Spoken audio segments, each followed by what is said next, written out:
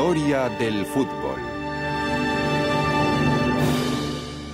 Hay como una tendencia mecánica muy tonta a confundir la cultura con la producción de libros, que sería mi tarea, yo hago libros, o de obras de teatro, o de cuadros en las galerías, ¿verdad? Las exposiciones, bueno, todo eso es cultura también. Pero la cultura es sobre todo el sistema de símbolos que la gente crea para comunicarse y para identificarse. Y el fútbol forma parte de ese sistema de símbolos. ¿Y de qué manera? Hay que ver. A mí siempre me llena de estupor cómo cuando se hace una historia del siglo XX no se menciona al fútbol. Las historias del siglo XX rara vez mencionan al fútbol. Y el fútbol es un protagonista fundamental.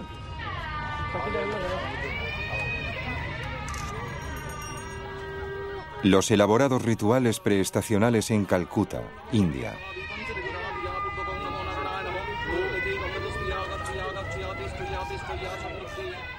El fútbol ha alcanzado diversas sociedades entre las que existen muy pocas referencias culturales compartidas. Aún así, la cultura del fútbol prevalece en su diferencia, reflejando las características de cada país. Culturas del fútbol.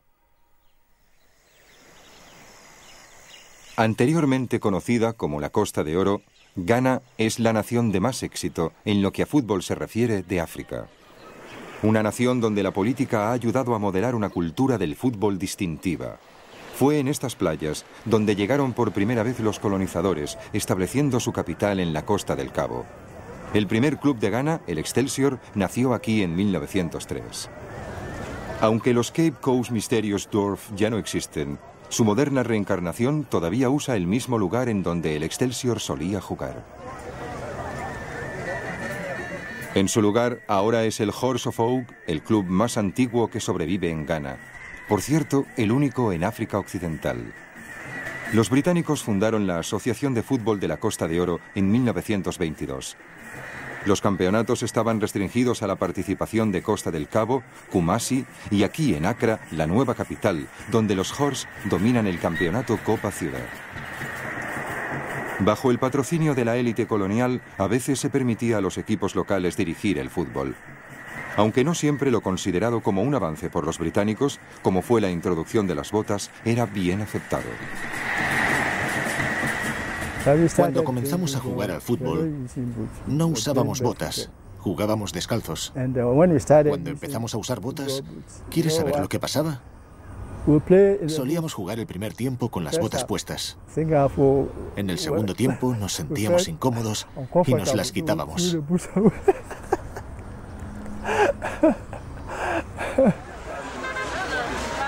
Todavía quedan restos de la dominación británica. Pero siendo el primer país al sur del Sáhara en obtener su independencia, Ghana fue en su día el centro de la conciencia del África negra. El fútbol fue en gran parte una de las formas de trasladar a la realidad los sueños de una África unida.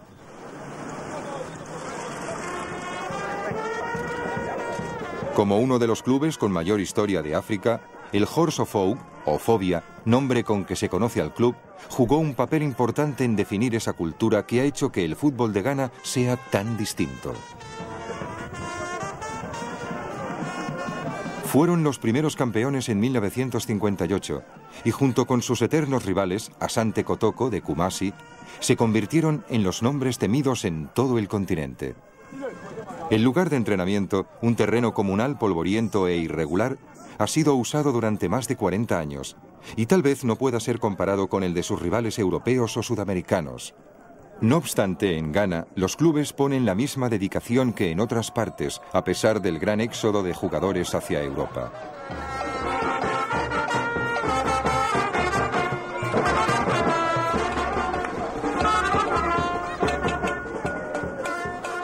A principios de los 60 tuvieron que afrontar un éxodo de naturaleza muy diferente. Cuando el presidente Kwame Nkrumah creó su propio equipo, el Real Republicans, requisó a unos cuantos jugadores del Horse. Para Nkrumah, el fútbol se había convertido en una herramienta política muy importante. Stanley Matthews, el anciano hechicero, vuelve al campo de juego una vez más. Y por si no lo han notado, esta vez no juega para el Blackpool. El escenario es el estadio de Accra y sus compañeros de equipo son del Hearts of Oak, el equipo líder de Ghana. Un poco por encima del travesaño, pero no importa. En unos minutos Stanley volverá a intentarlo, más escurridizo que nunca. Un compañero del equipo coge el pase y obliga a salir al portero. Stanley lo regatea y ¡golazo! Todos los espectadores vitorean a Stanley, el rey sin corona del fútbol. ¿Sin corona? Los jugadores del Hearts pronto solucionarán ese problema.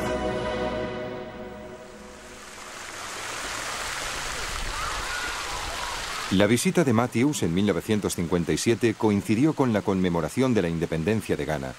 Liderados por Nkrumah, Ghana atizó los fuegos de la independencia a lo largo y ancho del continente. ¿Quién es el doctor Kwame Nkrumah? ¿El presidente o no? El primer presidente de Ghana. Un aplauso para él. Nkrumah consideró al fútbol como una herramienta política para galvanizar toda África. Y su idea era que si podía usar el fútbol como un medio para unificar a los pueblos africanos, eso podría ayudarle a expandir su política referida a los Estados Unidos de África. En un continente tan diverso, el fútbol constituía un hecho trascendente. Estáis observando una escena que bien puede ser histórica. La fecha, diciembre de 1958. El lugar, Accra, en Ghana. La situación, la reunión de gente proveniente de todo el continente para discutir sobre lo que podría llegar a ser un nuevo Estados Unidos, los Estados Unidos de África. El fútbol era un medio para expresar la unidad contra los poderes coloniales y contra las divisiones tribales internas. Nkrumah estaba conduciendo a África hacia un mundo grande y nuevo, y el fútbol estaba en el centro de sus planes.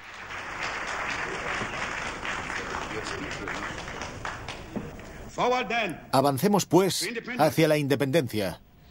La independencia ahora. Mañana, los Estados Unidos de África.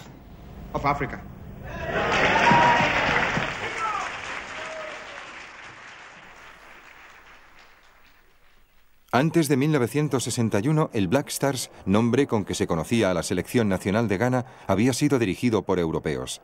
Como parte de su plan para africanizar la vida nacional, Nkrumah hizo venir a Charles Gyamfi, que estaba jugando en Alemania con el Fortuna Düsseldorf, para nombrarlo entrenador de la selección nacional. Él y otros jugadores tenían acceso directo al jefe del Estado. Al ser una estrella de los Black Stars, siempre podía hablar con él y concertar una cita. Cualquier cosa que necesitara, podía llamarle y pedírsela. Los Black Stars se convirtieron en los embajadores de Ghana, expandiendo el evangelio de Nkrumah del panafricanismo. Recuerdo que en 1965, el día de la independencia de Kenia, nos pidieron que fuéramos allí para hacer una exhibición de lo que era el fútbol de Ghana en esa época. Aquel domingo, cuando nos encontramos, vencimos por 13-0. Nada menos que a la selección de Kenia. Jomo Kenyatta también jugaba.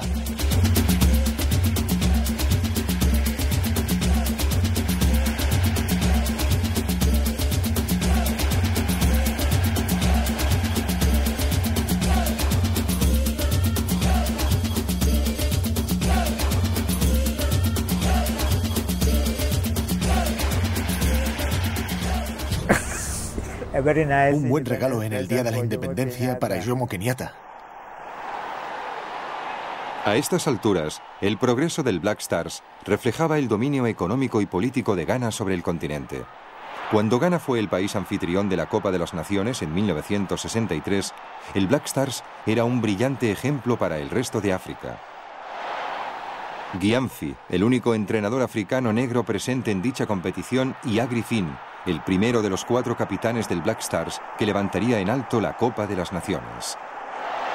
Llenos de confianza, el Black Stars viajó a Túnez 2 años más tarde para defender su título africano, tocándoles jugar con el equipo anfitrión en los cuartos de final. Nkrumah había prometido personalmente a los jugadores del Black Stars darles casas nuevas si aseguraban el segundo campeonato africano, cosa que por cierto lograron. En 1965 fui el mejor jugador del año. Me regalaron un televisor y la policía entonó una canción dedicada a mí. Yo era el único que estaba sentado, mientras todos los ministros de Estado estaban de pie. Lloré de alegría, de verdad. Ya en esa época, la popularidad de Nkrumah estaba declinando. Nkrumah afrontó grandes riesgos al perseguir sus objetivos. Se le veía como a un hombre con una imagen sobredimensionada de sí mismo, que tenía objetivos personales para liderar África y no necesariamente perseguía la unidad de los pueblos. En 1966, durante un viaje a la China, Nkrumah fue destituido por un golpe de Estado. El fútbol de Ghana ya no sería nunca más el mismo de antes. Hace poco nos solicitaron que viniéramos a recibir un premio. Nos regalaban una tetera. Una tetera.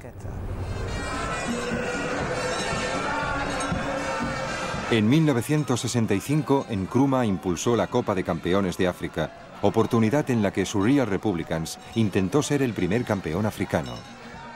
Fracasaron, pero el trofeo llevaba su nombre.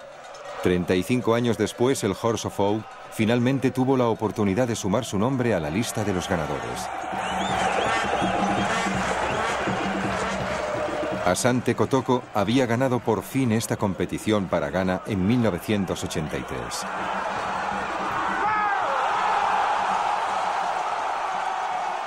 Un día histórico para el Horse of Oak, un extraño día de festejos para el joven fútbol de clubes de Ghana.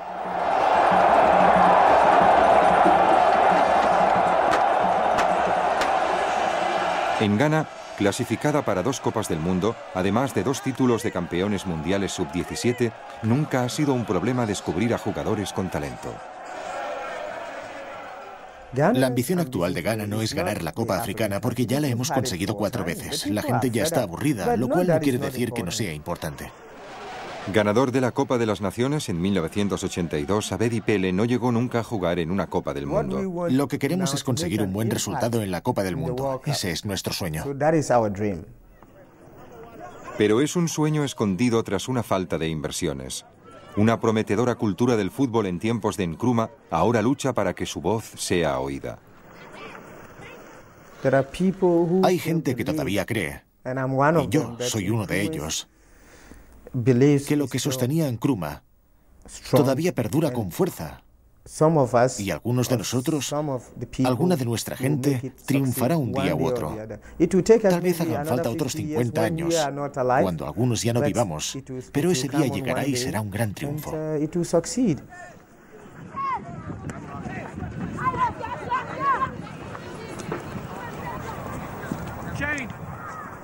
Al otro lado del Atlántico existe una cultura del fútbol donde la influencia política ha sido mínima, pero donde lo económico y lo monetario ha sido crucial.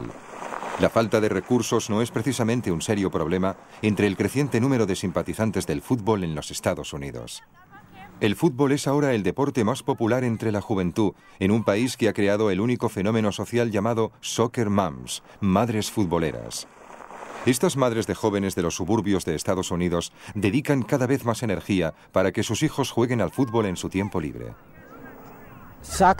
El fútbol es parte del tejido social de la tercera parte de la clase más adinerada del país. Es uno de los deportes elegidos. Se considera que es algo que te gustaría que practicaran tus hijos y que contribuirás con tu tiempo, energía y dinero para que tengan éxito. La gente que no puede afrontar los gastos necesarios se asegura de que sus hijos elijan un equipo y ellos después se encargan de encontrar los medios para solventar la actividad. Lo hacen solo para estar a la altura de lo que todos hacen hoy en todo el país. Es fácil imaginar que el fútbol es algo nuevo en los Estados Unidos y que el boom del fútbol entre los jóvenes está ligado al increíble éxito del equipo femenino de los Estados Unidos o a la Copa del Mundo de 1994 de la que este país fue anfitrión. Sin embargo, el fútbol en los Estados Unidos se remonta a mucho tiempo atrás. América disfrutó una década de oro después de la creación de la Liga Americana de Fútbol en 1921. El equipo Fall River, de un pueblo minero de Massachusetts, que vemos aquí ganando el campeonato de 1924, convocaba regularmente alrededor de 15.000 simpatizantes. Sus mejores jugadores habían nacido en el país. En 1930 había alrededor de 200 clubes registrados en los Estados Unidos.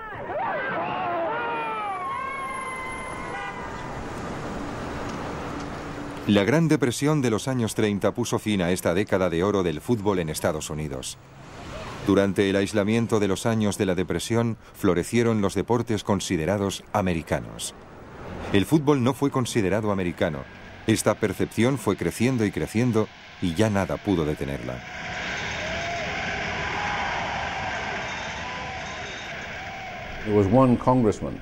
Hubo un congresista, un famoso congresista que había jugado al fútbol americano profesionalmente, que dijo que todos los esfuerzos que se hacían para propagar el fútbol eran en realidad una forma de infiltrar el comunismo en la mente de los niños estadounidenses.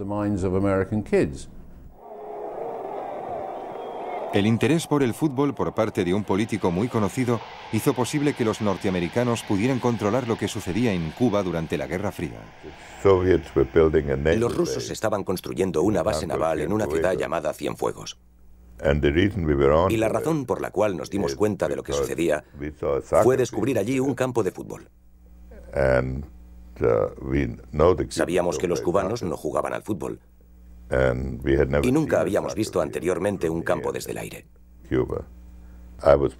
Tal vez yo fui el más perceptivo en cuanto a su significado. No significaba que los cubanos habían empezado de pronto a aprender a jugar al fútbol. Lo más probable era que allí se encontraran tropas rusas.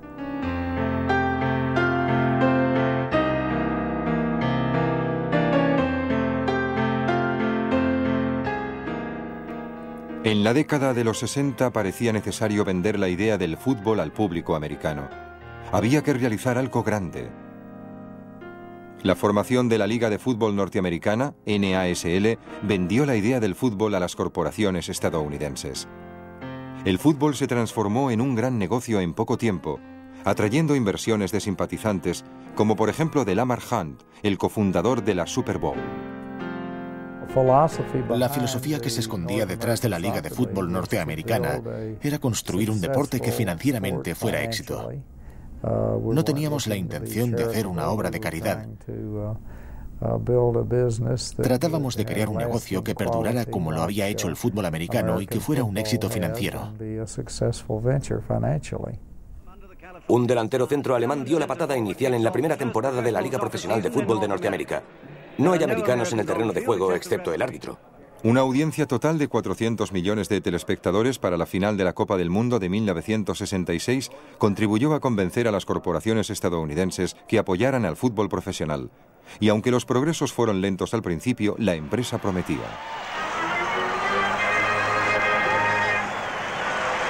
Adelante el gran goleador, capitán del Tampa Bay Rowdies, Rodney Marsh.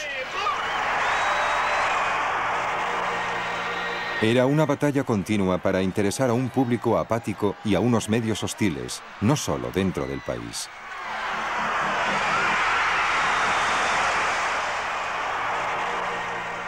Al hablar con gente de otros países, comprobamos que creían que lo que hicimos fue una locura, pero no lo fue. Había una lógica detrás de todo. No se trataba de ideas estadounidenses, sino fundamentalmente británicas, y eran lógicas y racionales.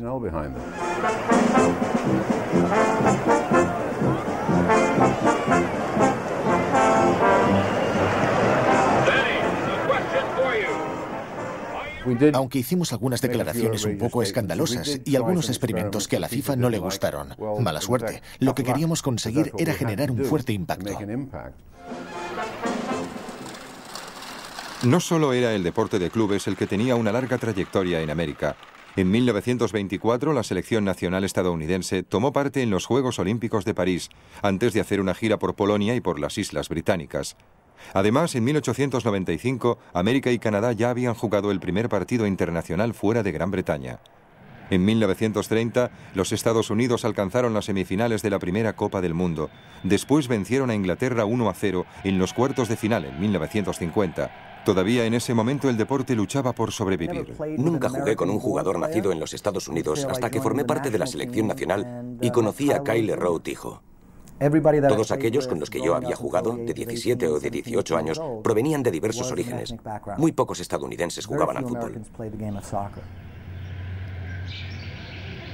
Mientras el fútbol seguía siendo amateur, destinado solo a minorías étnicas, los titulares y el dinero pertenecían a los héroes que se destacaban en los campos de fútbol americano y de béisbol. Estábamos familiarizados con los grandes nombres de otros deportes y sentíamos que también debíamos tener jugadores de renombre en fútbol. Pues bien, esos nombres fueron todos nombres extranjeros. Pelé fue el más grande y el mejor. En 1975, Pelé firmó para el Cosmos de Nueva York por $7 millones. La Liga Norteamericana de Fútbol, NASL, empezó a resurgir. Decidí ir a los Estados Unidos porque así tenía la oportunidad de estudiar marketing en deportes y era una gran oportunidad para que mis hijos aprendieran inglés. Otro aspecto importante fue que la temporada en los Estados Unidos duraba solo 5 o 6 meses, por lo tanto no me sentía tan presionado para ganar como ocurría aquí en Brasil o en Europa. Incluso a los 34 años, Pelé seguía teniendo una gran clase.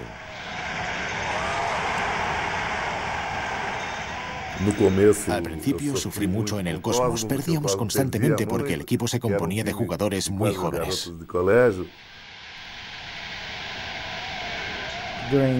En el descanso del primer partido que jugó Pelé para el Cosmos, ya en el vestuario, tuvo que pedirnos que no le pasáramos tanto la pelota porque empezaba a sentirse muy cansado.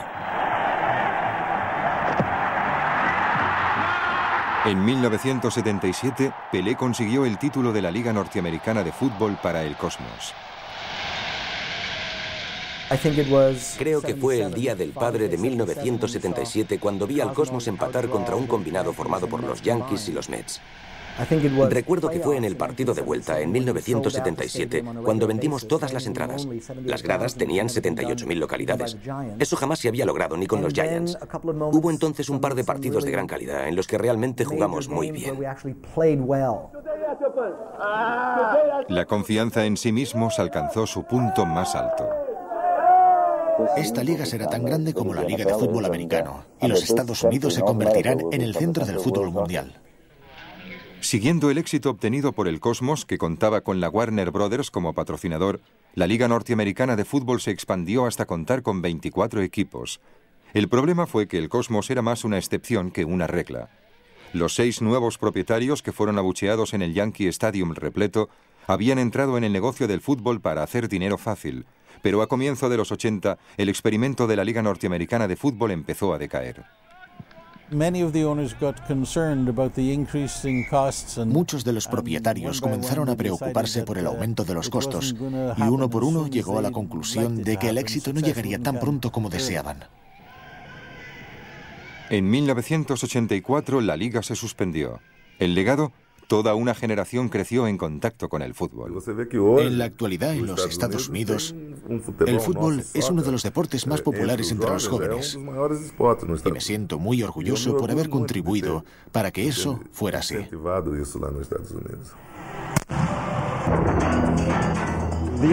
El partido inaugural de la Major League Soccer. De la mano de un enorme suceso financiero obtenido por la Copa del Mundo de 1994, en 1996 se lanzó por tercera vez en la historia la Liga de Fútbol de los Estados Unidos, Major League Soccer. Winalda con el pie izquierdo, atento al pase, controla, ¡gol! Eric Winalda. San José ha anotado un tanto, un gol impresionante. La Major League Soccer, liga oficial de fútbol, no tiene el éxito que tuvo la North American Soccer League, liga norteamericana de fútbol, en sus mejores tiempos.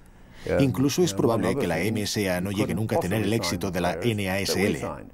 Entre otras cosas porque nunca podrán fichar los jugadores que nosotros pudimos fichar. Tienen grandes ventajas. Ya hace años que el fútbol está considerado un deporte americano. Las madres futboleras ahora eligen presidentes y los barrios están llenos de chicos jugando al fútbol y los anuncios comerciales en televisión utilizan a los jugadores como imagen típica de la vida americana.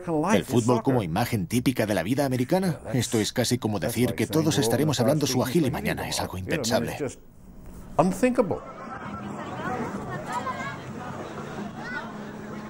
La cultura del fútbol en los Estados Unidos sobrevivió gracias a que se adaptó a la forma de vida americana.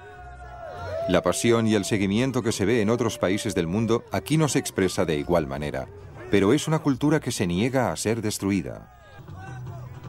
Creo que somos conservadores y no perdemos la cabeza pensando que tenemos que incorporar a jugadores extranjeros para que el deporte crezca. Veo signos definidos que muestran que los jugadores son cada vez más competitivos, cada vez más capaces de valerse por sí mismos. No vamos a ganar la Copa del Mundo ahora. Tal vez en algún momento de la vida de mis hijos, los Estados Unidos estarán en condiciones de competir a ese nivel.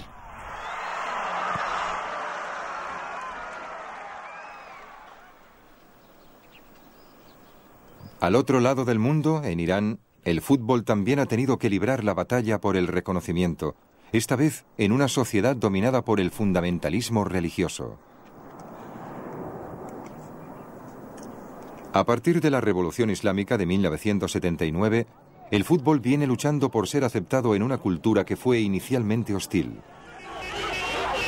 19 años después de la Revolución, el fútbol ya alcanzó un lugar preponderante en la vida cultural de ese Estado islámico, cuya selección nacional se clasificó para el Mundial de Francia 98. Por primera vez desde la Revolución, los líderes religiosos admitieron que habían perdido el control de las calles en los momentos en que hombres y mujeres celebraban un triunfo. El Reino Unido ha gozado de saludables relaciones económicas y políticas con Persia desde el comienzo del siglo XX. Con consulados en 22 ciudades iraníes, el fútbol llegó a ser algo familiar en todo el país. Cuando el fútbol apareció por primera vez, la población de Teherán, que nunca en su vida había visto a gente vestida con pantalones cortos corriendo detrás de una pelota, se sorprendieron. Y para ellos este era un deporte sacrílego. Al principio el fútbol fue considerado como un pecado. Sin embargo, el juego fue atrapando lentamente la imaginación de una de las civilizaciones más antiguas del mundo. La antigua capital de Persépolis le prestó el nombre al equipo que iba a ser el más popular en todo el país. Pronto vendría el patronazgo de la Casa Real y en 1925 el club de Teherán jugó y venció al equipo colonial británico con el Shah Reza entre el público presente. Él consideraba que el fracaso no formaba parte de la sangre de los iraníes. La verdadera revolución del fútbol iraní tuvo lugar cuando el hijo del Shah Reza, que había recibido educación europea, fue coronado en 1941. Bajo su reinado, la modernización de Irán se convirtió en la principal prioridad. Veía el fútbol como el medio más popular para el proceso de occidentalización. Antes de ser coronado, el joven príncipe ya contaba con su equipo. Las estrellas de fútbol solían ir a palacio a jugar. Él también jugaba, y nuestros jugadores más veteranos solían contar historias sobre sus partidos semanales en contra del equipo de palacio. Recordaban que no podían regatear mucho ni acercarse demasiado al Shah, ni empujarlo, y menos aún meter un gol a su equipo. A finales de los años 60, Irán ya era una selección invencible en Asia, y en 1968 venció a Israel en la final de la Copa de Asia, en Teherán.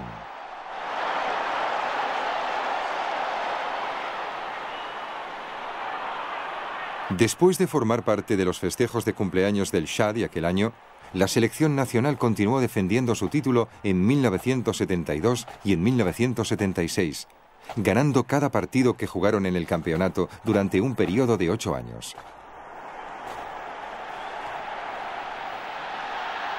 En 1978 coronó su dominio en Asia cuando se clasificó para las finales de la Copa del Mundo. No lo tuvieron fácil en Argentina. Contra Holanda erraron 2 penaltis, varias faltas y perdieron 3-0.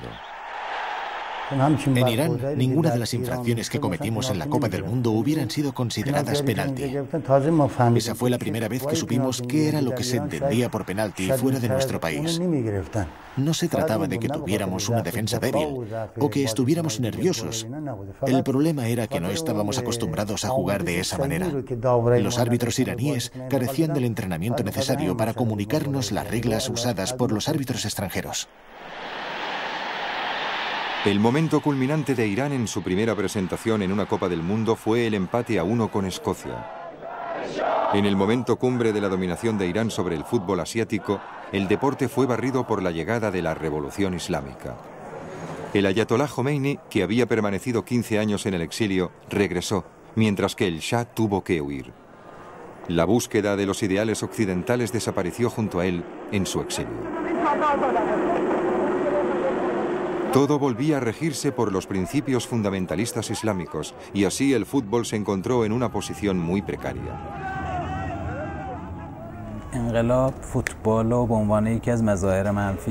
La revolución consideró al fútbol como una de las manifestaciones negativas del régimen del Shah.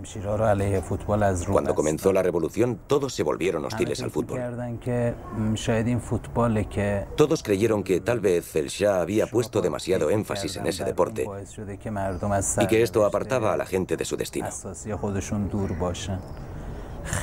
La opinión negativa sobre el fútbol, basada en la idea de que era el opio de los pueblos, influyó en todas las ponencias y sermones de muchos predicadores.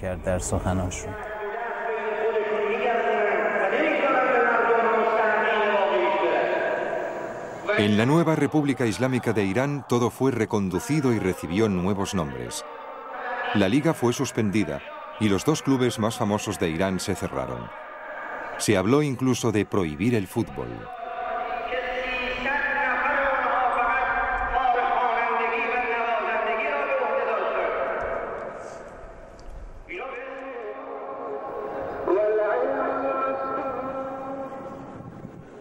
Los pantalones cortos fueron considerados indecentes y se discutieron algunas alternativas. Se limitó a 27 años el tope de edad para los jugadores de la selección nacional, para evitar así la adoración de todo aquello que no fuera el Islam.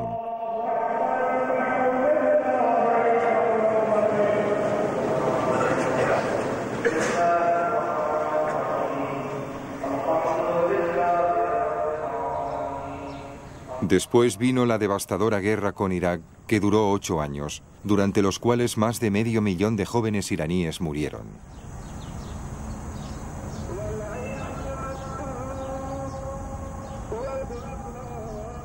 La guerra era algo más prioritario que los deportes. Teníamos que defender nuestro suelo. Teníamos que impedir que el enemigo nos invadiera. Teníamos que luchar. No importaba que no practicáramos ningún deporte. Debíamos luchar. 7 años después de que finalizara la guerra entre Irán e Irak, se vieron las primeras señales que demostraban que el fútbol había sobrevivido con fuerza en Irán. Esto ocurrió cuando los dos países se enfrentaron por el campeonato de clubes asiático.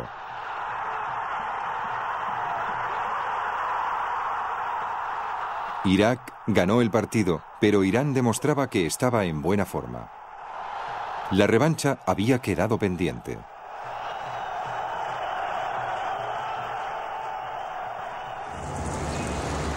Clasificado para Francia 98, a Irán le tocó jugar contra el peor de sus enemigos contemporáneos, contra el gran Satanás, Estados Unidos.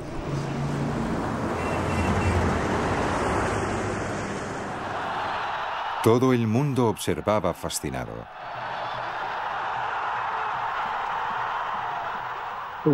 La Copa del Mundo es amada en cualquier rincón del planeta porque ofrece la oportunidad, a nivel internacional, de ser admirados no por el lugar donde nacieron, por el color de la piel o el credo que hayan elegido, sino por el espíritu, la habilidad y la fuerza. Aplaudiendo hoy el partido entre deportistas estadounidenses e iraníes, confiamos en que hayamos dado un nuevo paso en el entendimiento entre nuestras naciones. El 2-1 a favor de Irán despejó toda duda a los líderes religiosos de ese país de que el fútbol era una fuerza antiislámica a la que se debía temer. Aunque los jugadores se abstuvieron de grandes festejos por la victoria, en Teherán la televisión informó de esta manera. Esta noche, el honorable y valiente partido efectuado ha sido una hermosa muestra de las luchas y conflictos entre Irán y el gran Satanás. Hoy, el fuerte y arrogante enemigo sintió el amargo sabor de la derrota en sus manos. Ahora el fútbol ya no está considerado el opio de las masas, ni tampoco una excusa de la gente para apartarse de su destino. Está visto como una de las formas de entretenimiento más popular en el mundo. El fútbol ha obligado incluso a los funcionarios del régimen islámico a revisar su postura sobre este deporte que ha demostrado tener un gran poder para unir a los pueblos. Ya no está mal visto en nuestra sociedad. El fútbol en Irán es tal vez uno de los ejemplos más importantes de su universalidad. Es una muestra del resultado de la lucha que tuvo que afrontar para ser aceptado por la cultura que le era hostil. Cuando se ganó esa batalla, el fútbol proporcionó a Irán una de las pocas conexiones con el mundo occidental y se convirtió en un potente símbolo unificador del país.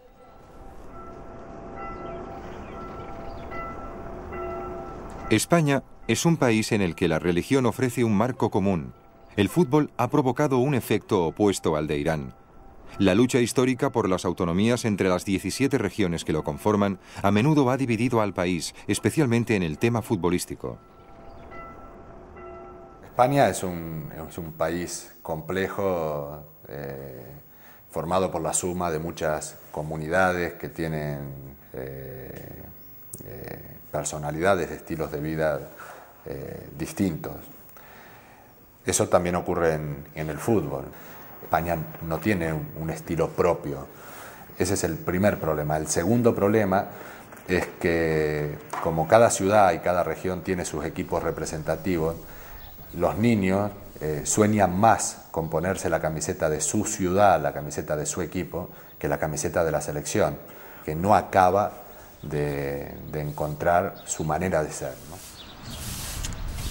De todas las autonomías de España, el País Vasco es la más conocida, gracias a su sangrienta y violenta lucha por la independencia.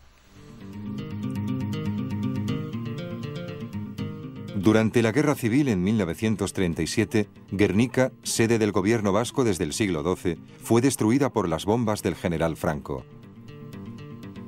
Un acto de violencia que marcó el inicio de más de 30 años de supresión de la cultura vasca. Bilbao, la capital industrial del País Vasco, fue la primera potencia futbolística en España.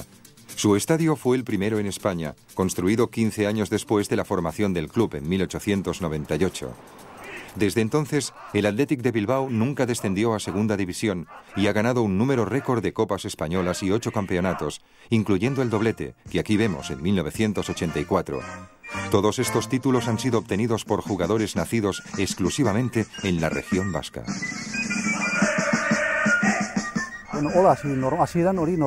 Aquello parecía normal al principio, pero recientemente se ha comenzado a considerar como algo particular. Se debe tener presente que desde el primer día el Athletic formó muy buenos equipos con sus propios jugadores y que siguiendo esta política ha ganado muchos campeonatos, lo cual ha transformado algo corriente en una tradición. Bajo el régimen de Franco, la cultura vasca, incluyendo la lengua cuyo origen todavía confunde a los lingüistas, fue proscrita. Un equipo nacional vasco hizo giras por todo el mundo para dar a conocer su lucha como pueblo. La selección vasca lleva ya 10 años jugando un partido por Navidades. La atmósfera que rodea al evento es francamente agradable. Y yo apoyo la idea de lograr que la selección vasca obtenga estatus oficial dentro de la Liga Europea.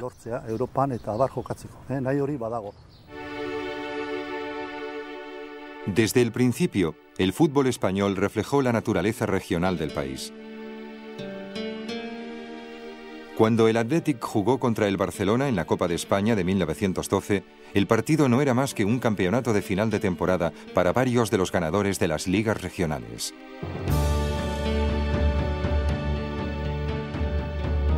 Fue el Barcelona, el equipo de la capital de Cataluña, el que ganó el primer campeonato nacional de 1929. Al igual que en el País Vasco, el fútbol se convirtió en el único medio de protesta en contra de la represión cultural que sufrió Cataluña bajo el régimen de Franco. La consigna "algo más que un club" refleja claramente la importancia simbólica del Barça para Cataluña.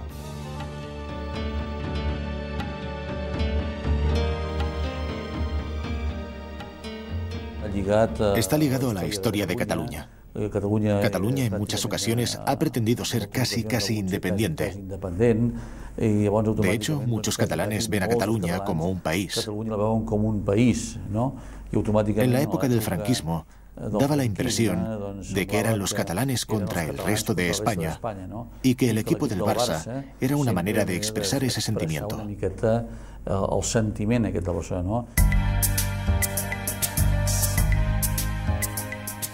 Bajo el régimen de Franco, la personalidad única de Cataluña emergió con más fuerza que nunca por medio del arte, la arquitectura y, por supuesto, el fútbol.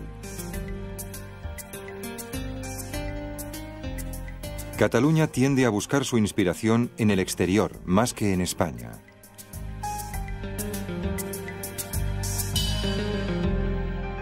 A pesar de su estrecha relación con la región, el Barcelona ha disfrutado siempre de lo mejor del talento extranjero. El húngaro Kubala le hizo ganar 3 campeonatos consecutivos, la Liga, la Copa y la Copa Latina en 1952, forzando incluso un reconocimiento por parte de Franco, al que estos éxitos le resultaron incómodos. En mi época, muchas veces, cuando se convocaba a jugadores para la selección nacional, no iban, o convocaban a 5 e iban 2 y los otros 3 no iban. Nunca ha habido ese espíritu de selección que hay en otros países. En 1992 el Barça ganó la Copa de Europa, torneo dominado en los primeros años por su eterno rival, el Real Madrid. El equipo liderado por Johan Cruyff recibió el nombre de Dream Team, tal como habían sido llamados los jugadores de baloncesto estadounidenses en los Juegos Olímpicos de Barcelona. Este es seguramente el más brillante, ¿no? Porque para nosotros Wembley es algo como muy mítico y la colofón de esa historia es ¿no? Ver a Alexandre subido recogiendo la Copa Europa, ese es el gran, como la guinda que le faltaba a todo ese enorme pastel, ¿no? En la Segunda Guerra Mundial, España permaneció neutral, aunque jugaron partidos con frecuencia contra Italia, Alemania y la Francia ocupada. Vista como un respaldo a Hitler y a Mussolini, España fue excluida del Plan Marshall.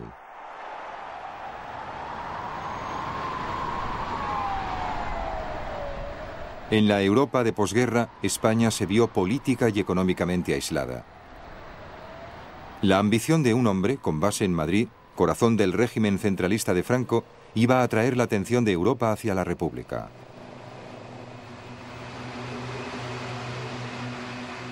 Santiago Bernabéu fue cuando se empezó a traer grandes jugadores como Di Stéfano, como Copa, como Puskás, Santa María, como Real. Y entonces ahí empezó ya el Real Madrid a surgir con esos grandes jugadores. Normalmente el Madrid siempre se basaba de jugadores españoles, ¿no? Y entonces lo de Di Stéfano ya pues fue un exitazo. Di Stéfano firmó para el Real Madrid en 1953, después de una larga disputa entre el River Plate de Argentina, Millonarios de Colombia y el Barcelona.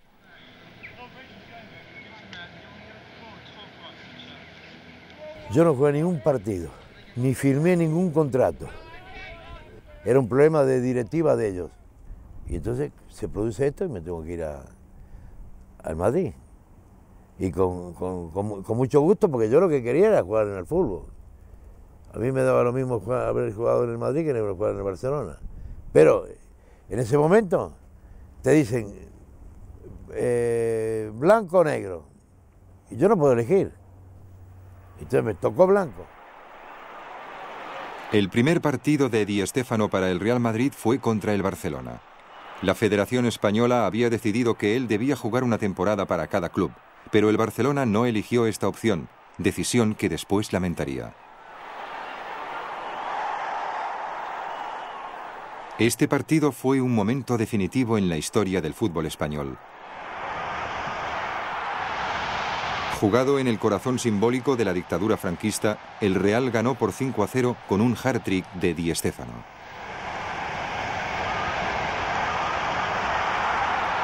Hasta el día de hoy, los encuentros Real versus Barça son un clásico no solo en España, sino en todo el mundo. La llegada de Di Stéfano sin duda le dio al Real Madrid una ventaja importante en esta primera etapa.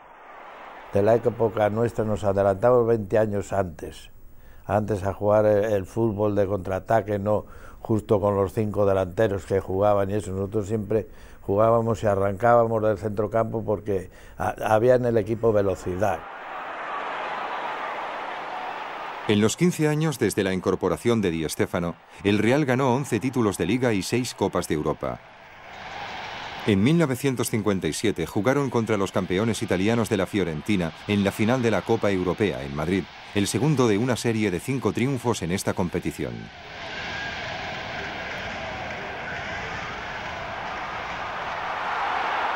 España seguía aislada diplomáticamente, así que Franco se aproximaba al club tanto como le era posible.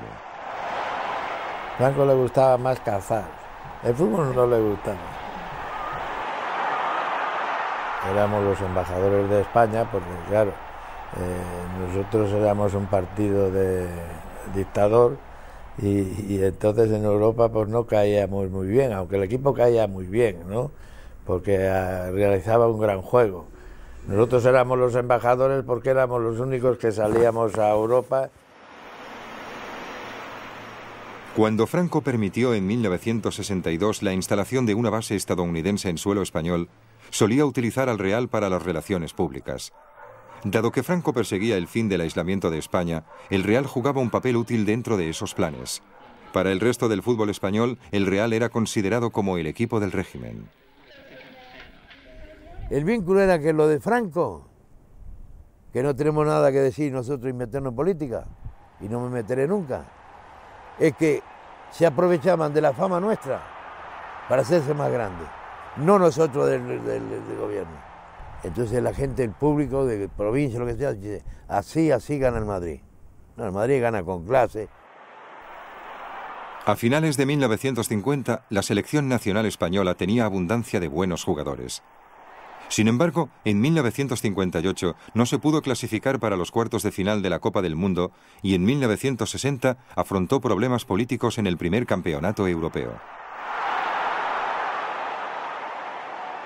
Nosotros teníamos un equipo muy grande porque jugaba Di Stéfano, que estaba naturalizado, jugaba Kubala, jugaba yo, en fin, era una gran selección y ganábamos, íbamos por todos los lados y ganábamos por 4 o 5 goles fuera de casa y tal. Y llegó a, no sé si eran cuartos o semifinal, que nos tocó con Rusia, pero España ese año, Franco, no tenía relaciones diplomáticas con Rusia.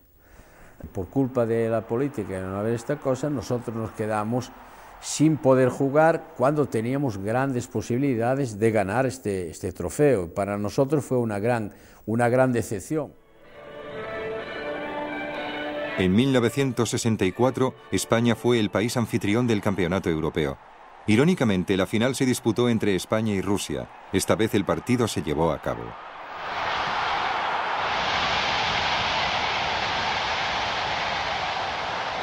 En ese partido fue el único partido al que asistió Franco, en ese partido, y era una cosa para él importante que ganara España.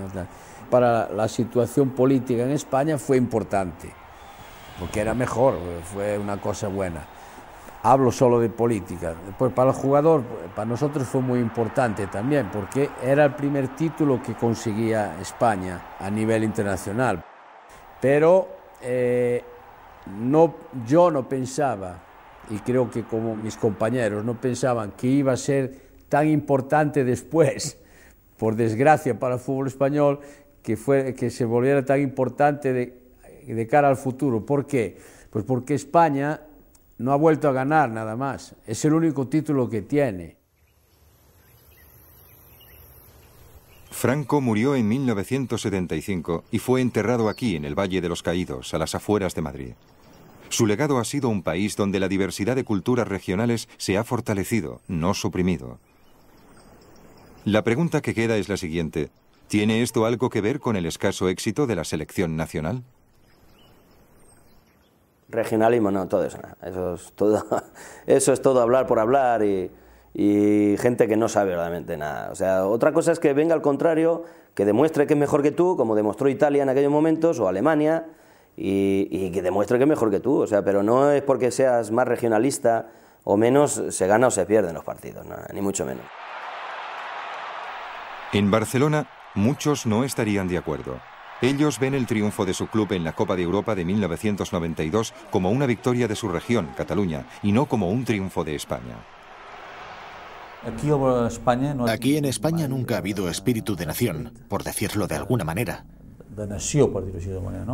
En todos los países, primero está el país y después están los clubes. En Brasil, por ejemplo, lo máximo es jugar para Brasil. A partir de aquí, después vienen los clubes. En Francia lo mismo, en Italia lo mismo. Aquí, debido a problemas históricos, nunca ha sido así. Aquí vemos al representante de la selección nacional vasca, el portero Zubizarreta, que irónicamente es el jugador que más participó en la selección española. Es una pena porque España tiene que ganar jugando bien al fútbol y haciendo...